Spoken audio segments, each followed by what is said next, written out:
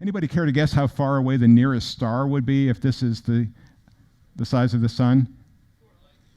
Okay, it's 4 light years away. What does that mean in something this size? I just did the calculations. Right now, Proxima Centauri, the nearest star, would be where Buenos Aires is for us. So just to give you a feel for how immense space is, that's the closest star. If this is the size of the sun, the closest star is in Buenos Aires. So if you start thinking about how big space is, the other side of the Milky Way would be out past the orbit of Pluto for us right now. The best way we could see it is if there was some place where another universe was intersecting with ours, the laws of physics might start acting weird in one area of the universe. But we haven't seen that right now. Right now, we think the laws of physics apply everywhere we've looked in the universe. So again, if it's hard to wrap your head around this and quantum physics, this is Max Planck before discovering quantum physics and after discovering quantum physics. So it's just, it's not your fault, okay? Him to do this. But yeah, you see, some people were just taken right to it. They were doing somersaults. He got me and spun me around. So I completely lost orientation, and that's that very brief period of time. I didn't even realize I was upside down at this point.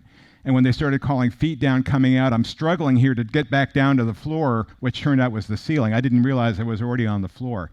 And that was just in the course of 5 seconds. Elon has said in his recent biography, he said, if any of my businesses fail, humanity's going to die. Because, again, he's looking at his businesses as fueling his vision of getting humanity off. So that's kind of what's driving him.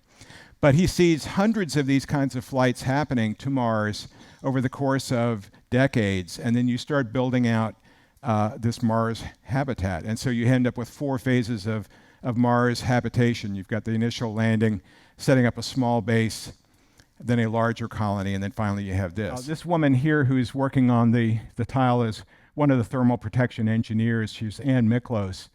And Ann had a very interesting connection to Columbia. She had been dating astronaut Dave Brown, who was aboard the Columbia. And they had broken up about 6 months before the accident, but she was still his +1 at astronaut events. And so Dave Brown was flying a watch for her as a gift to bring back to her. And that watch was recovered out in the forest. And the time of the accident frozen on the face of the watch. Anne has showed me this watch. It's just amazing to talk to her and to see this. But again, think about the personal connection. These folks had all worked on Columbia.